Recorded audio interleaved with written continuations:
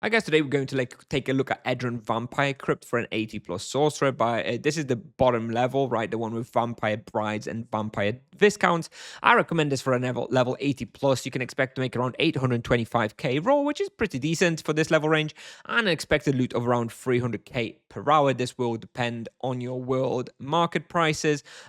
Historically, this place was profitable because of Vampire Thief. However, these days Vampire Thief have gone down in price a lot, and a majority of the profit here comes from the hibiscus dresses and the chains that drop from the viscounts. I don't remember the name. Both of those are quite expensive, quite rare, and they're used in the weekly deliveries, so those will be a majority of your profit here, most likely. In addition to this, you can get some boots of haste, some vampire shields, and still a fairly steady profit from the Vampire Thief as well.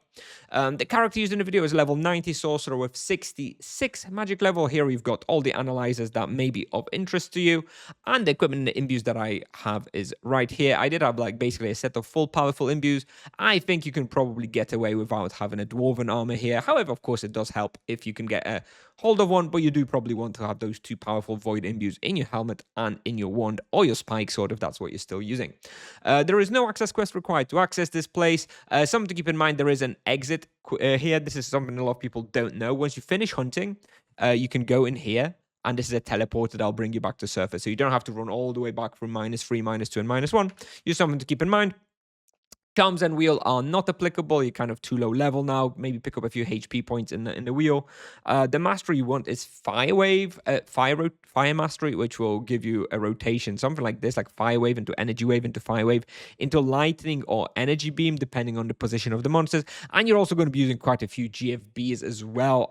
It's quite an open respawn in a lot of places. You're not always going to be perfectly lined up for the waves. So do keep that in mind. As you can see, I've used about 300 GFBs per hour. So not tons, but quite a few nonetheless. For the lap, you basically just do a full lap and you pick up everything. So you'll go through like here. I usually do a lap through here, through here. I'll go up here, pick up these monsters, go through here, then go down. You do want to go to this lower level. This lower level is literally just a room that you walk around and you just kill. Once you come out, you kind of go back down here and then you kind of repeat. You go back up and then you go back down and do another lap. You basically want to pick up everything. Otherwise the respawn might not keep up. And as I mentioned, once you finish, you can just pop out through the teleporter right here to get a quick teleport up to like -1.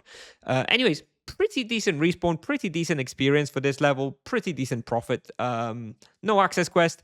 It is fairly popular, so it is quite possible if you're playing on a popular world, you might run into somebody here, but it's not like insanely popular, so it's a decent respawn. Anyways, I'll play the video now, so thanks for watching, and I'll see you in the next one. Bye-bye.